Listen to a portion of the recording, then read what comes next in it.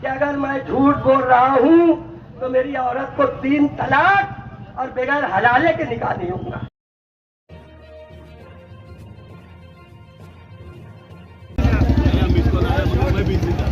मोहतरम हाजरीन, और इस इलाके में जितने लोग बसते हैं, तमामी बिरादराने वतन, मेरे हिंदू भाई, अगर आप सब तक ये आवाज पहुंच रही है तो आप लोगों से गुजारिश है कि इस वक्त तो ये जो धरना है किसी एक मजहब को लेकर, किसी एक कौम को लेकर, किसी एक बिरादरी को लेकर नहीं है, बल्कि ये धरना हमारे अपना शहर जो गंगा जमुना तहजीब पूरे हिंदुस्तान में मशहूर है कि यहाँ के सूफी और संत मिलजुल कर रहते हैं, ये देखकर फिरका परस्त आपके अपने शहर पर, आपके अपने इलाके पर, आपके इस प्यारे मालेगांव में जहां ईद और दिवाली हम लोग मिलजुल कर बनाते हैं, उसको दरार पैदा करने के लिए, हिंदू मुसलमानों में तफरका डालने के लिए ये किरीट सुमैया नामी शख्स मालेगांव आ रहा है।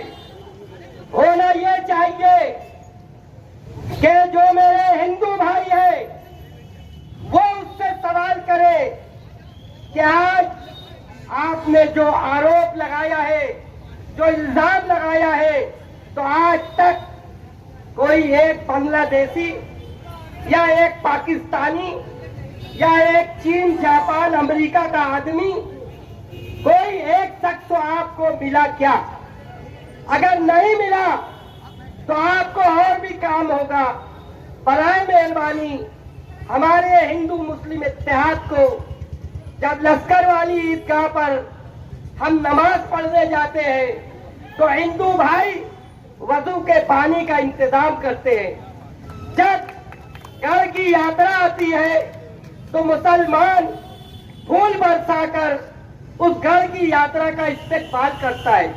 ये इत्तेहाद इनसे देखा नहीं जा रहा है और यहाँ फिरका परस्ती एक मुसलमान मौलाना के साथ साथ गांठ करके, ये मुसलमानों का शहर नहीं है, ये हिंदू और मुसलमानों का शहर है, ये सीता मैया की जमीन है।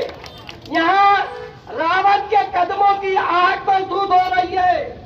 मैं डिपार्टमेंट से कहना चाहता हूँ कि आप अपने पावर का इस्तेमाल कब करेंगे? आप जो वर्दी की कसम खाते हैं कि ये वर्दी किसी एक मजहब की नहीं है, किसी एक धर्म की नहीं है, उसका हक आप कब अदा करेंगे? नामों में गलती होती है, आप भी कहीं नाम लिखते होंगे तो उसमें आपसे भी मिस्टेक होती होगी, उसको इतनी बड़ा सजा दोगे? मेरे अजीज दोस्तों, मैं मीडिया के सामने इस बात का ऐलान करता हूं, जिस तरह मिंबरे रसूल से एक मुफ्ती, एक आलिम ये इल्जाम लगाता है कि किरीट सुमैया को बुलाने वाले शेख आसिफ और मुस्तकीम दिखने दिए। मुफ्ती मोहम्मद इस्माइल, मैं आपसे पूछता हूं कि बताओ, मैं आपसे पूछता हूं कि आपका दोस्त वो वकील जो है सिसिद हीरे, आपके इलेक्शन जीतने के बाद मुसारत चौक आकर आपको हार पहनाया कि नहीं? जब उसका बर्थडे था तो आप उसका केक काटने गए कि नहीं गए? मुफ्ती मोहम्मद इस्माइल, आपको गैरत आना चाहिए। अभी वकला की एक बड़ी टीम यहाँ मौजूद थी और वो लोग ये बता रहे थे कि रोड जाम करो, उनको बुलाया नहीं गया, वो आ गए। उन्होंने कहा कि चुल्लू भर पानी में डूब मरना चाहिए। मुफ्ती मोहम्मद इस्माइल, मैं तो बोलता हूँ चुल्लू भर पानी में नहीं, आपके मुशौरत चौक में बहुत बड़ी बड़ी खटर है, उसमें डूब के मर जाना चाहिए। उसकी वजह क्या है? उसकी वजह यह है कि मेरी कौम की बेटी आज सेंट्रल जेल में बीमार है।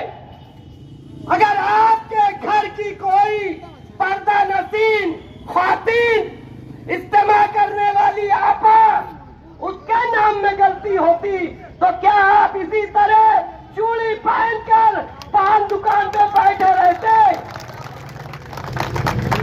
आपने तो कहा था, आपने इलेक्शन के वक्त तो कहा था कि तेरा मेरा क्या रिश्ता। हमारे देश में तेरा मेरा रिश्ता जो है वो अपने अपने मजहब के ऊपर मैं सलाम करता हूँ, लेकिन हिंदुस्तान में हिंदू मुसलमान एकता का रिश्ता है। उसमें हिंदू मुसलमानों को लड़ाने में सबसे बड़ा हाथ किसी का है तो वो मुफ्ती मोहम्मद इस्माइल का है। तुम शहर को संभालोगे? मैं पूछता हूँ, 13 साल हमने खानवादे शेख रशीद साहब को मुखालफत में बात की और आपकी हिमायत में बात की, आपकी बंद करके, क्योंकि आप लंबे कुर्ते वाले थे और ये कमीज पहनने वाले लोग हैं। इसलिए हमने मिंबर की लाज रखी। तुम कम से कम जिस कलमे की बात करते हो उसकी लाज रख लेते। आज इसी हफ्ते में मैंने एक पोस्ट पढ़ी थी कि मुफ्ती मोहम्मद इस्माइल को इस्तीफा दे देना चाहिए। मैं वकला बिगर बुलाया है एक इनके पार्टी का जिम्मेदार कह रहा था कि अगर ये मुखलिस होते हैं तो हमको भी बुलाते। हाँ, ये मुखलिस नहीं है, तुम मुखलिस हो तो बगैर बुलाए आ जाते और इनके लिए नहीं आते, कौम की बेटियों के लिए आते। जब तुम कौम की बेटी के नहीं हो सके, माँ बहन बेटियों के नहीं हो सके, तो तुम शहर के भलाई के लिए, शहर की तामीर और तरक्की के लिए कुछ नहीं कर सकते। वो शख्स क्या शहर को संभालेगा जो अपने पार्टी सेक्रेटरी को नहीं संभाल पाया? वो शहर को क्या संभालेगा? जो अतर अशरफी जिसकी जय-जयकार करता था, एक मदरसे में उसने धोखा दिया है, वरना ये हल्फिया बयान दे उसी ईदगाह के मिंबर से कि अतर अशरफी को मदरसे के लिए धोखा दिया कि नहीं दिया। हमने कभी ठेका नहीं मांगा, हमने कारपोरेशन का टिकट नहीं मांगा, हमने सिर्फ एक काम दिया था, वो तुम नहीं कर सकते। तुम क्या कौम मिल्लत को संभालोगे? मेरे अजीज दोस्तों, मेरे भाइयों, मेरा शहर के हिंदू भाइयों से अपील है, पुलिस डिपार्टमेंट से अपील है कि शहर का अमन अगर कोई संभाल सकता है तो वो शहर की आवाम है और शहर को लड़ाने की पूरी जद्दोजहद जारी है। हिंदू मुसलमान फसाद करने की एक मुकम्मल साजिश है। इसलिए डिपार्टमेंट को भी चाहिए कि आपके घर में भी बहनें होंगी, आपकी भी बेटियां होगी, इसलिए अपनी फर्जी का हक अदा करो। मेरे अजीज दोस्तों, मेरे भाइयों, मैं सलाम करूंगा शेख आसिफ साहब को, मैं सलाम करूंगा पूरे मालेगांव के मस्जिद, मदरसे, मंदिर, चर्च की आवाम से की तरफ से मुस्तकीम का कि इन लोगों ने कौम और मिल्लत के लिए, हिंदू मुसलमान एकता के लिए ये कुर्बानी दे रहे हैं। लिहाजा हम सबकी जिम्मेदारी है कि इनकी आंख बने, इनकी ताकत बने, इनका बाजू बने। मेरे अजीज दोस्तों, जब इनका कोई प्रोग्राम होगा, मैं पूछना चाहता हूं, 22 जून को शेख आसिफ साहब ने 5 जिले के लोगों को बुलाया, तो फिरका परस्त तो कहता है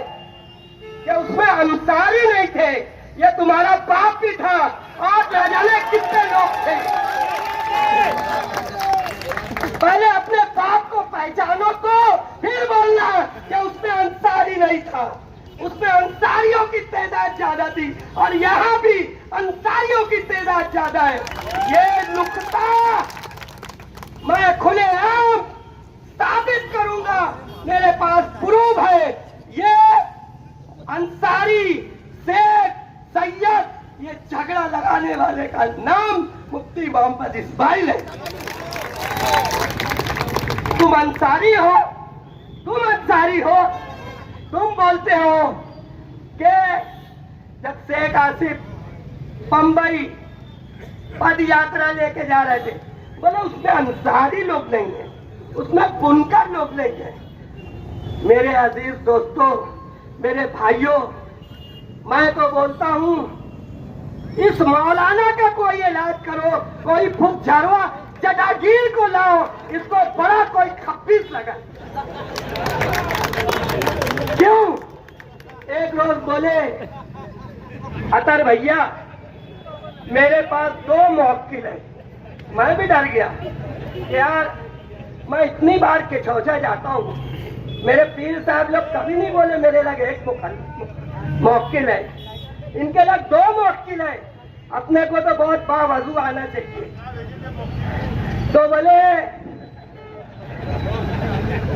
बोले कि अतर भाई ऐसा हुआ कि जामा मस्जिद का काम चल रहा था, हमारे लोग काम कर रहे थे, हिंदू बहनें, हिंदू बेटियां, तो एक हिंदू बहन को कोई गिर गई, पांव फिसल गया। ये सबको बोले वो नापाक थी, तो मेरा मुवक्किल उठा के फेंक दिया। तो मैंने जगह पे पूछा था, साहब क्या वो नदी में डूब के आएंगे, हम्माम के नीचे खड़े रहेंगे, तो क्या मेरी हिंदू बहन पाक रहती है मस्जिद में? जरा ये बात आप, मैं खुल के नहीं बोल सकता, आप लोग समझ के झूठ। फिर हमारे शहर का एक खिदमतगुजार आलिम, उसको शहर ने एक आस लगाई कि खासदार एमपी का इलेक्शन इसको लड़ाना चाहिए। लोग उसके पीछे मौलाना साहब के पड़ गए। बोले अतर भाई 5 करोड़ मिला है मौलाना ओबरायन साहब को, मीडिया के सामने बोल रहा हूँ। अच्छा साहब 500? हम तो आंख बंद करके भरोसा करते थे, कुर्ता लंबा था। 5 करोड़? बोले हाँ। मौलाना उमरान पे इल्जाम लगाया, और इस बात पर मैं अल्फिया बयान दूंगा, तुम भी अल्फिया, और कुरान उठाने वाला अल्फिया बयान नहीं दूंगा। काने काबा का गिलाफ पकड़ के तुम झूठ बोलने वाले आते हो। इसी मिंबर पे बोलूंगा कि तुमने मौलाना उमरान साहब पे यह इल्जाम लगाया कि नहीं कि उनको बीजेपी वालों ने 5 करोड़ दिया है। अगर असर अशरफी के सामने मौलाना काजी शहर मुफ्ती अफ्तान के सामने बोलना कि अगर मैं झूठ बोल रहा हूं तो मेरी औरत को 3 तलाक और बगैर हलाले के निकाह नहीं होगा, और नहीं तो यही बयान असर अशरफी देगा कि तुमने कहा है, और अगर मैं झूठ बोल रहा हूं तो मेरी बीवी को 3 तलाक और बगैर हलाले के निकाह नहीं होगा। इस तरह का अल्फिया बयान तुमसे दिलाऊंगा मिंबर रसूल पर। फिर बोले वो क्या हुआ ना, शेख आसिफ भी घुस गया उसमें, तो 2 करोड़ वो ले लिया, 3 ही बचा। फिर एक लोग मेरा भतीजा एजाज बेग, बोले उसको 1 करोड़ मिला और 1 करोड़ मुस्तकीम को, इनके लगे 1 ही करोड़ बचा, इसलिए वो पीछे हट गए। ये मौलाना उमरान भी इनसे अजब नहीं होते, लेकिन हमारे इन उलमा को अल्लाह कब, मैं अब कुछ बोल नहीं सकता भैया, सारे उलमा मुत्तहिद हो जाए। शहर में कोई बला आती है, आयत करीमा, इज्तिमाई दुआ, लेकिन ये इतनी बड़ी अल्लाह की तरफ से ये इतनी बड़ी बला, ये जटागीर, ये शैतान मिंबर रसूल से झूठ बोलता है, मौलाना उमरान को डराता है कि मेरे को हर महीना 2 महीने में आका अलैहिस्सलातु वस्सलाम की ज़ियारत होती है। बताओ इतना बड़ा झुट्टा, सरकार की हद पार कर दिया, फिर भी हम बोलते हैं तेरा मेरा क्या रिश्ता। बहरहाल मुख्तसर ये मेरे अजीज भाइयों, अभी कारपोरेशन का इलेक्शन आएगा, फिर मौलाना तुम मेरी जात पे बोलेंगे, तुम्हारे वर्कर मेरी जात पे बोलेंगे, अल्लाह तुमको और तौफीक दे। लेकिन सबूत लाना, माँ का दूध पियो तो सबूत लाना, वरना शेख आसिफ के पास इतना नहीं होगा, मुस्तकीम के लाख इतना नहीं होगा। 13 साल जितना सीने के अंदर। क्या बात है। और तुम्हारी दुश्मनी में नहीं बोलूंगा मुफ्ती साहब, मैं अपने मफाद के लिए नहीं बोलूंगा, मेरे शहर की भलाई के लिए, मेरे शहर को तबाह होने से, बर्बाद होने से बचाने के लिए कि शायद तुमको खैरत आ जाए और तुम इस्तीफा दे दो। इसलिए मुफ्ती साहब हिसाब दें, मैं किसी की जातियात के बहुत खिलाफ हूं, लेकिन अगर आपने, और मुझको कितनी भी गाली देंगे, मुझको कितना भी बोलेंगे, एक अल्फाज अल्लाह की इज्जत की कसम न कभी मैं बोला हूं और न बोलूंगा। बगैर पैसे के धोबी है, मेरा गुनाह धोएंगे, मेरे लिए अच्छा है। लेकिन शहर के हित में तुम्हारा एक एक कारनामा सबूत के साथ पेश करूंगा इंशाअल्लाह। कारपोरेशन का इलेक्शन आने दो। और ये जो बिरादरी का झगड़ा है, यहाँ जितने बिरादरी के लोग हैं, अल्लाह का वास्ता है, इस शैतान के भड़काने में मत आओ। हम सब एक हैं। आका ने फरमाया है, सरकार ने ये नहीं फरमाया कि कुरैशी अलग, शाह अलग, अंसारी अलग। सरकार ने फरमाया है सारे मुसलमान एक जिस्म की तरह है, और जिस मुल्क में रहते हो उस मुल्क के वफादार बन के रहो। इसीलिए हम मुसलमान बेफिक्र हैं। हम आज यहाँ धरना दिए हैं उस फटी खमीज पर बिलखोल से आने वाले बेटे कलंदर के ऐलान पर, जिसका नाम शेख आसिफ है। ये इसके अब्बा, इनके खानदान का कोई आदमी किसी से भीख, किसी से खैरात, किसी से सदका, किसी से फितरा 1 रुपया बांट कर इलेक्शन नहीं लड़े।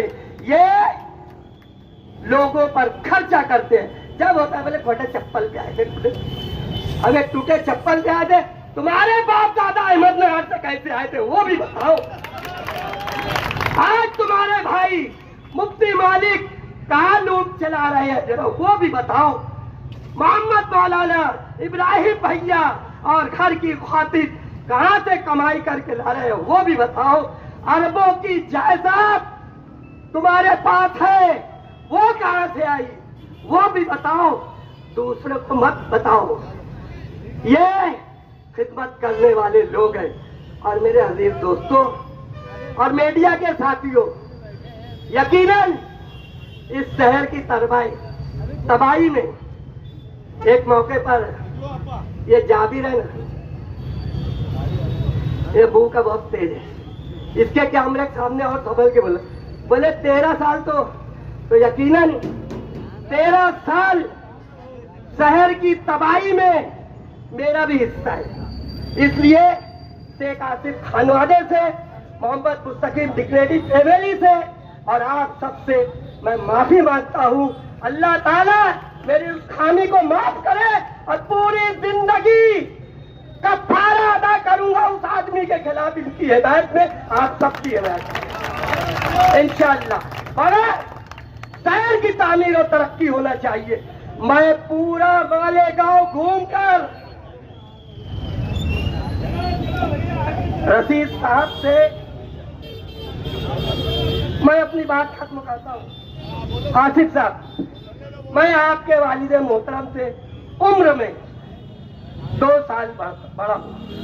मर्तबे में वो बड़े थे, क्यों कि वो एमएलए थे और अल्लाह ने उनको लाल बत्ती वाली गाड़ी दी। ये दूसरे के हेलीकॉप्टर में आके देते, पैसा देना पड़ता। और गिरना नदी में लोग फंसे तो वो शोले में पहुंच जाऊंगा, फंस जाऊंगा, कपड़ा उतार के। जरा बताओ, किसी की जान बचाने के लिए कोई कपड़ा उतार के नदी में जाएगा? अबे ईमानी हरारत होती तो कपड़ा मत उतारो, बुर्खा पहनकर मेरी बहनों की मदद करो। सेंट्रल जेल में जिस तरह कौम और मिल्लत के ये मार दो, शेख आसिफ मुस्तकीम बहन बेटियों की मदद कर रही है। मुफ्ती मोहम्मद इस्माइल, लाल बत्ती की गाड़ी मिली मरहूम शेख रशीद साहब को, सेंट्रल जेल गया उनके साथ। एक तुम हो कि मिल्लत का इस्तेमाल कर रहे हो, एक वो फटी खमीज वाला मेरा भाई, जब जमात वालों को करज गवान में मारा गया, शेख गौस शेख मुनीर बैठाए, पूछो मैं सेंट्रल जेल गया मेरे शेख रशीद साहब के साथ, और 23 दिन सेंट्रल जेल में था मैं। क्यों? कि वो कौम के लिए गया था, वो मिल्लत के लिए गया था, वो जमात वालों के लिए गया था। और आज शेख आसिफ मस्जिद मीनारे मंदिर और हिंदू मुसलमान को बचाने के लिए यहाँ रोड पर बैठा है। मुफ्ती मोहम्मद इस्माइल, तुम मुशर्रफ चौक तो बैठ के बैठो। एक बार बैठे थे, वो साबिर गौर ने पता नहीं क्या इशारा किया उसकी गली से, और मैं नहीं था भैया, हाँ मैं नहीं था, नहीं तो अल्लाह की कसम उनका जुब्बा ही पकड़ता।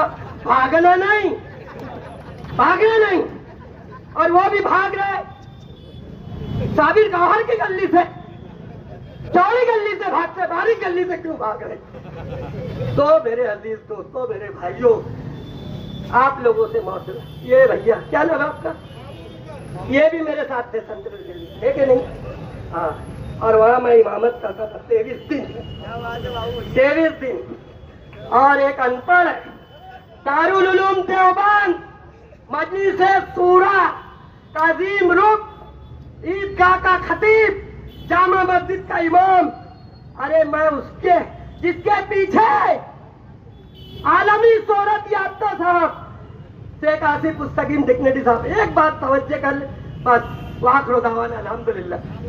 आलमी शोहरत याफ्ता खतीब, आलमी शोहरत याफ्ता कौम मिल्लत का खादिम शेख मौलाना अरशद बदली साहब का जो इमाम है, अतर अशरफी उसका इमाम है। मुफ्ती मोहम्मद इस्माइल, हम कभी नमाज नहीं पढ़े, वो मेरे पीछे पड़े थे। हाँ, मुझको मालूम था कि वो जान दो, लेकिन ये है क्या? बहरहाल मेरे अजीज दोस्तों, मैं शेख आसिफ साहब से और आप सबसे एक वादा करता हूँ, इस